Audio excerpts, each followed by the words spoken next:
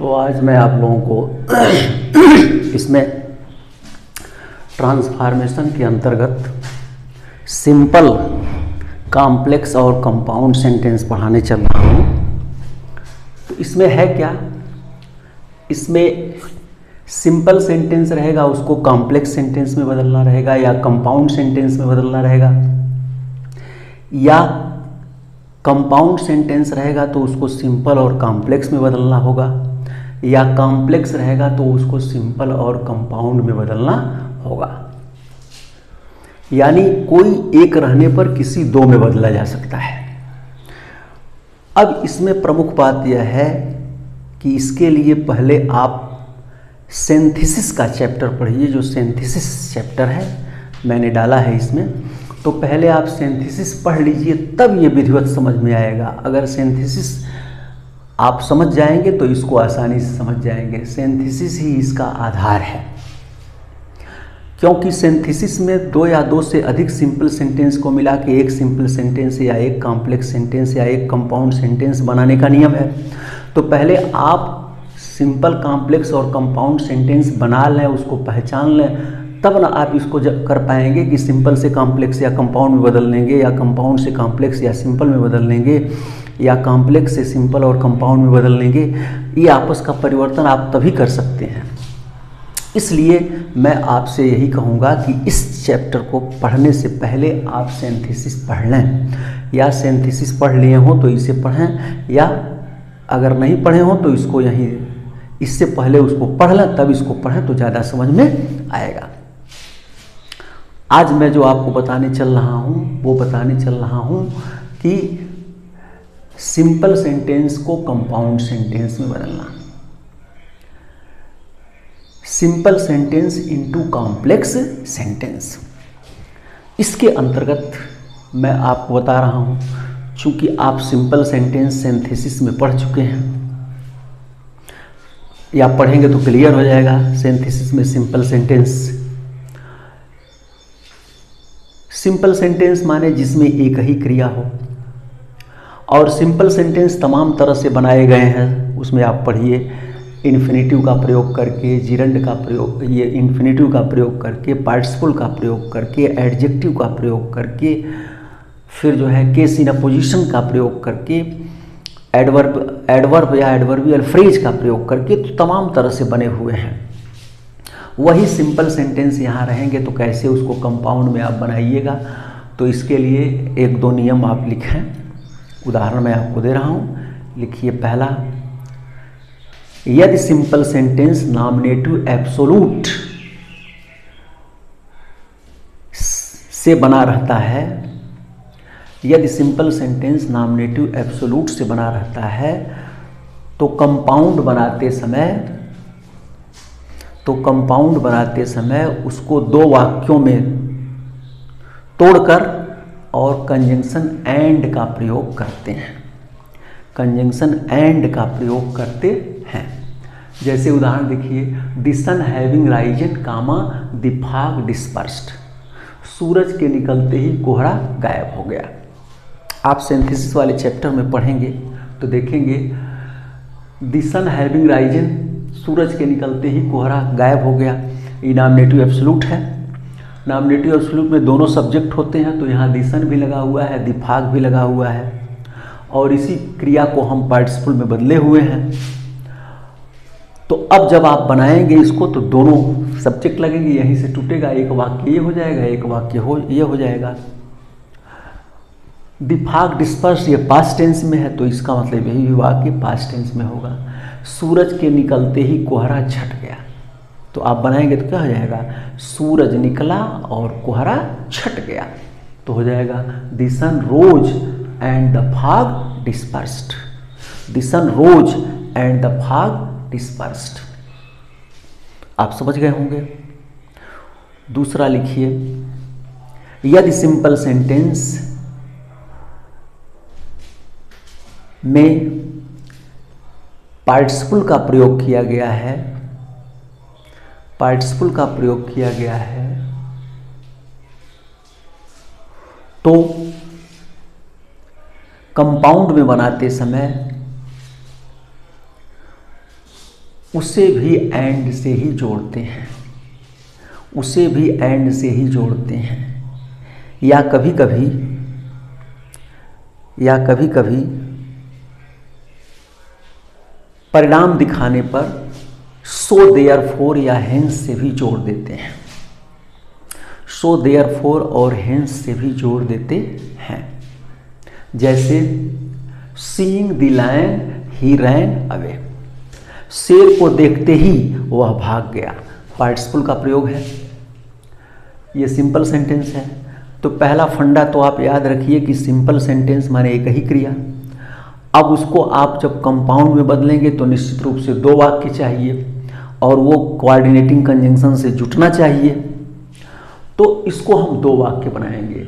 तो सीइंग सीधे ये पार्टिसिपल का रूप है, क्रिया दिखाई दे रही है, इसी को हम मुख्य क्रिया बना देंगे। और एक क्रिया तो यहाँ ही है, seeing the lion he ran away, शेर को देखते ही वह भाग गया। शेर को कौन देखा? वही। भागा कौन? वही। दोनों वाक्यों का सब्जेक्ट एक ही है, तभी पार्टिसिपल का प्रयोग होता है। पास्ट टेंस में है तो हो जाएगा he saw the lion and ran away, he saw the lion and ran away, वह शेर को देखा और भाग गया। ऐसे ही बना सकते हैं, he saw the lion so he ran away, वह शेर को देखा इसलिए भाग गया, ये भी बन सकता है। लिखिए तीसरा नियम, यदि सिंपल सेंटेंस बिसाइड्स से प्रारंभ बना होता है, यदि सिंपल सेंटेंस में बिसाइड्स का प्रयोग किया गया है, यदि सिंपल सेंटेंस में बिसाइड्स का प्रयोग किया गया है तो कंपाउंड में बनाते समय उसमें नॉट ओनली बट आल्सो का प्रयोग करते हैं, उसमें नॉट ओनली बट आल्सो का प्रयोग करते हैं। जैसे besides being honest comma he is gentle.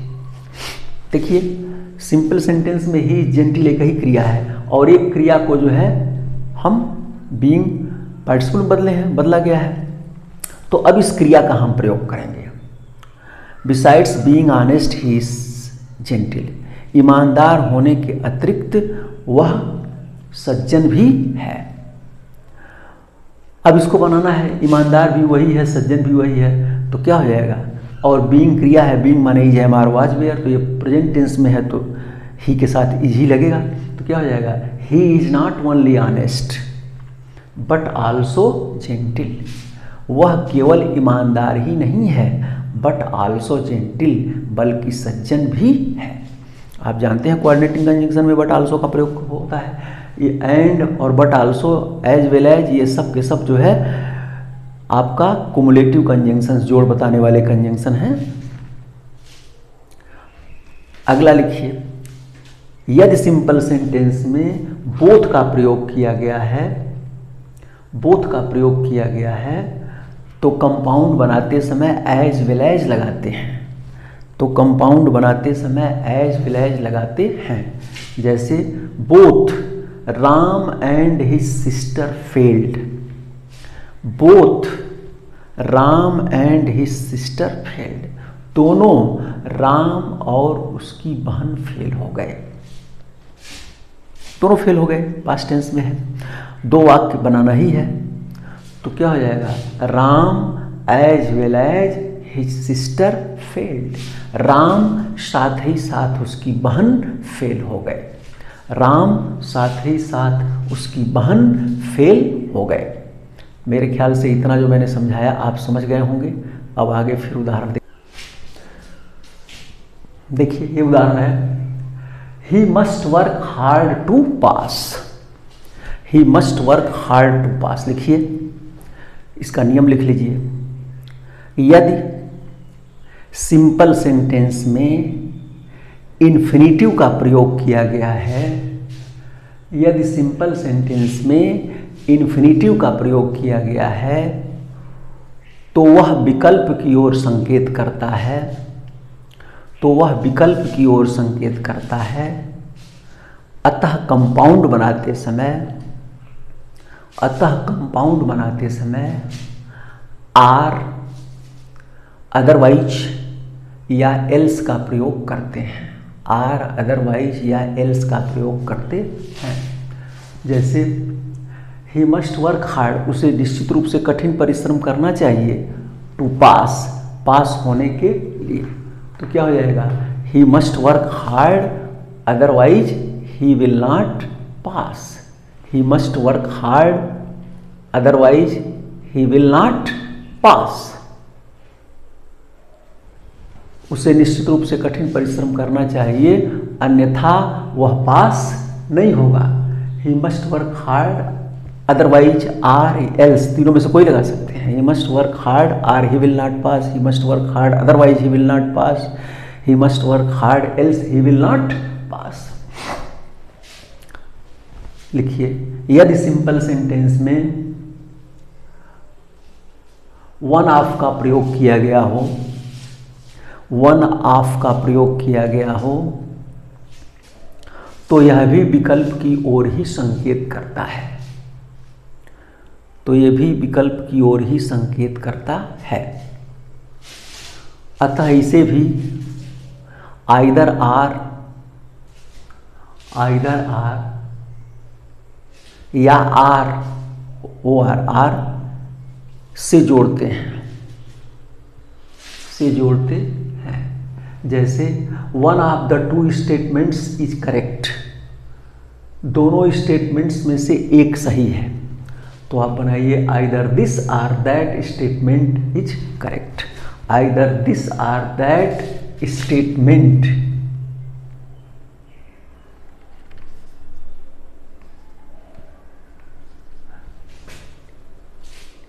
Either this or that statement is correct, चाहे यह स्टेटमेंट चाहे वह स्टेटमेंट एक सही है। अगला लिखिए, यदि सिंपल सेंटेंस में विदाउट का प्रयोग किया गया हो, विदाउट का प्रयोग किया गया हो, तो कंपाउंड बना, तो वह भी विकल्प की ओर ही संकेत करता है, तो वह भी विकल्प की ओर ही संकेत करता है। अतः कंपाउंड बनाते समय उसमें भी आर अदरवाइज या एल्स का प्रयोग करते हैं, उसमें भी आर अदरवाइज या एल्स का प्रयोग करते हैं। जैसे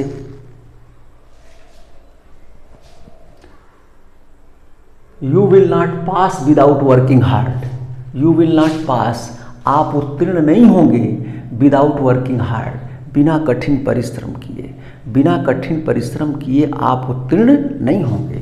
तो क्या हो जाएगा, वर्क हार्ड, कठिन परिश्रम कीजिए, or otherwise else you will not pass, कठिन परिश्रम कीजिए अन्यथा आप उत्तीर्ण नहीं होंगे, कठिन परिश्रम कीजिए नहीं तो आप उत्तीर्ण नहीं होंगे। आप ऐसे बना सकते हैं। लिखिए, यदि सिंपल सेंटेंस में इन स्पाइट ऑफ का प्रयोग किया गया हो, यदि सिंपल सेंटेंस में इन स्पाइट ऑफ का प्रयोग किया गया हो, तो यह विरोध प्रकट करता है, तो यह विरोध प्रकट करता है। अतः कंपाउंड बनाते समय, अतः कंपाउंड बनाते समय इसमें बट स्टिल अथवा एट का प्रयोग करते हैं, बट स्टिल अथवा एट का प्रयोग करते हैं। जैसे in spite of working hard comma he failed, कठिन परिश्रम करने के बावजूद भी वह असफल हो गया। आप याद रखिए कि दो वाक्य बनाना पड़ेगा, सिंपल एक वाक्य, लेकिन कंपाउंड में दो वाक्य बना के और कंजंक्शन से जोड़ना पड़ेगा। तो इन स्पाइट ऑफ वर्किंग हार्ड, देखिए वर्किंग एक क्रिया दिखाई दे रही है, कठिन परिश्रम के बावजूद भी वह असफल हो गया, फेल हो गया। कठिन परिश्रम भी वही करने वाला है, फेल भी वही होने वाला है, विरोध हो रहा है। कठिन परिश्रम किया तो फेल नहीं होना चाहिए था, लेकिन फेल हो गया, विरोध हो गया, तो बट स्टिल एट लगा सकते हैं। तो क्या हो जाएगा, he worked hard but he failed, he worked hard still he failed, he worked hard at he failed. तो इस प्रकार बना सकते हैं। और लास्ट लिखिए, यदि सिंपल सेंटेंस में owing to, due to, on account of या बिकॉज ऑफ का प्रयोग हुआ हो, तो ये कारण प्रदर्शित करते हैं या परिणाम प्रदर्शित करते हैं, कारण या परिणाम प्रदर्शित करते हैं। वास्तव में तो कारण प्रदर्शित करते हैं ये सब, लेकिन कारण को उल्टा कर देते हैं तो परिणाम हो जाता है, और तब आप सो देयरफॉर और हेंस से जोड़ सकते हैं। तो ये कारण या परिणाम प्रदर्शित करते हैं। अतः कंपाउंड में कंपाउंड बनाते समय इन्हें सो देयरफॉर या हेंस से जोड़ देते हैं, सो देयरफॉर या हेंस से जोड़ देते हैं। और यदि कारण ही मान लिया जाए तो फार से जोड़ देते हैं। कारण मान लीजिए तो फार से जोड़ दीजिए, लेकिन ज़्यादा अच्छा है सो देयरफॉर हेंस। फार का प्रयोग बहुत कम होता है। जैसे ओइंग टू इलनेस, बीमारी के कारण ही did not attend the class, वह कक्षा अटेंड नहीं किया। यहाँ ऐसे भी हो सकता है due to illness he did not attend the class, owing to illness he did not attend the class, on account of illness he did not attend the class, because of illness he did not attend the class. ये सब हो सकते हैं। तो ये रहेंगे, तो ये सब कारण या परिणाम प्रदर्शित करते हैं। कारण प्रदर्शित करते हैं, उल्टा कर देंगे तो परिणाम हो जाएगा। बीमारी के कारण वह कक्षा अटेंड नहीं किया, यानी वह बीमार था तो इसका परिणाम क्या निकला, कक्षा अटेंड नहीं किया। तो क्या हो जाएगा, ही वॉज इल, इलनेस माने बीमारी, अब आ जाएगा उसका एडजेक्टिव, ही वॉज इल, वह बीमार था, so he did not attend the class, इसलिए वह कक्षा अटेंड नहीं किया। He was ill so he did not attend the class, ऐसे बन जाएगा। लास्ट लिख लीजिए, यदि सिंपल सेंटेंस में फार लगाकर कोई नाउन आया है, फार लगाकर कोई नाउन आया है, तो वहां भी परिणाम या कारण ही प्रदर्शित होता है। अतः उसे वहां भी कंपाउंड बनाते समय सो देयरफॉर या हेंस का प्रयोग करते हैं, सो देयरफॉर या हेंस का प्रयोग करते हैं। जैसे एक उदाहरण देखिए, the teacher punished the boy for disobedience. तो फार लगाकर डिसओबीडियंस ये नाउन है, डिसओबीडियंस माने अवज्ञा। The teacher punished the boy, अध्यापक ने लड़के को दंडित कर दिया, फॉर डिसओबीडियंस, अवज्ञा के कारण। अध्यापक ने अवज्ञा के कारण लड़के को दंडित कर दिया, तो लड़का अवज्ञाकारी था, एडजेक्टिव हो जाएगा। The boy was disobedient, disobedience noun है, उसका एडजेक्टिव क्या हो जाएगा, disobedient. The boy was disobedient so the teacher punished him, so the teacher punished him. इस प्रकार ये आपका रहा है सिंपल सेंटेंस से कंपाउंड सेंटेंस। मेरे ख्याल से आप इसे समझ गए होंगे अच्छी तरह से। दो एक उदाहरण और आप सुन लीजिए। Putting of his clothes he jumped into the river, अपना कपड़ा उतारते ही वो नदी में कूद गया। वही कपड़ा उतारने वाला है, वही नदी में कूदने वाला है, दोनों काम एक ही व्यक्ति कर रहा है, इसलिए ये पार्टिसिपल का प्रयोग है। तो पहले वो कपड़ा उतारा और नदी में कूद गया, तो क्या हो जाएगा, he put off his clothes and jumped into the river. Receiving her letter he became glad, उसका पत्र प्राप्त करते ही वो खुश हो गई। पत्र भी वही प्राप्त कर रही है, खुश भी हो रही है, ये भी पार्टिसिपल है, तो क्या हो जाएगा, ही रिसीव्ड हर लेटर, पत्र भी वही रिसीव कर रहा है और खुश भी वही हो रहा है, दोनों का सब्जेक्ट ही है, तो हो जाएगा he received her letter and became glad. Owing to weakness I could not go there, कमजोरी के कारण मैं वहां नहीं जा सका, कारण है परिणाम में होगा, तो क्या हो जाएगा, मैं कमजोर था इसलिए नहीं जा सका। I was weak so I could not go there. He was punished for theft, he was punished, वह दंडित कर दिया गया, फॉर थेफ्ट, चोरी के लिए। थेफ्ट जो है नाउन है, फार लगा हुआ है, तो यहाँ भी जो है कारण है, परिणाम है, तो वही सो देयरफॉर हेंस से जुटेगा, तो क्या हो जाएगा, ही वाज थीप, वह चोर था, ही was A thief so he was punished, इसलिए वो दंडित कर दिया गया। अगर कारण बनाना चाहते हैं तो ऐसे ही बन सकता है, he was punished for he was a thief. You must work hard to win the prize, यहाँ इन्फिनेटिव का प्रयोग किया गया है। यू मस्ट वर्क हार्ड, आपको निश्चित रूप से कठिन परिश्रम करना चाहिए, टू विन द प्राइज, पुरस्कार जीतने के लिए, तो क्या हो जाएगा, विकल्प है otherwise. You must work hard otherwise you will not win the prize, या you can not win the prize. On account of illness he is absent, बीमारी के कारण वह अनुपस्थित है, वह बीमार है इसलिए अनुपस्थित है। He is ill so he is absent. The parents punished the son for his negligence, for के बाद निग्लिजेंस नाउन आया है, ये भी परिणाम है, तो इसलिए इसका एडजेक्टिव करेंगे। द पेरेंट्स, माता पिता ने पनिश, दंडित किया, द सन, पुत्र को, फॉर हिज निग्लिजेंस, उसकी लापरवाही के कारण, यानी लड़का लापरवाह था, पुत्र लापरवाह था, इसलिए माता पिता ने दंडित कर दिया। द सन वाज निग्लिजेंट, निग्लिजेंस का नाउन है, इसका एडजेक्टिव क्या हो जाएगा, निग्लिजेंट। द बॉय वाज निग्लिजेंट, लड़का लापरवाह था, so the parents punished him, इसलिए माता पिता ने उसे दंडित कर दिया। Having finished his work he went home, अपना काम समाप्त करके वह घर गया। देख लीजिए यहाँ भी जो है पास्ट पार्टिसिपल है, परफेक्ट पार्टिसिपल है, तो क्या हो जाएगा, ही finished his work and went home. इस प्रकार मैं समझता हूँ कि आप इसको अच्छी तरह से समझ गए होंगे, और आप अपने कमेंट्स लिखें, इसको प्रसारित करें, अधिक से अधिक लोग लाभ लें। धन्यवाद।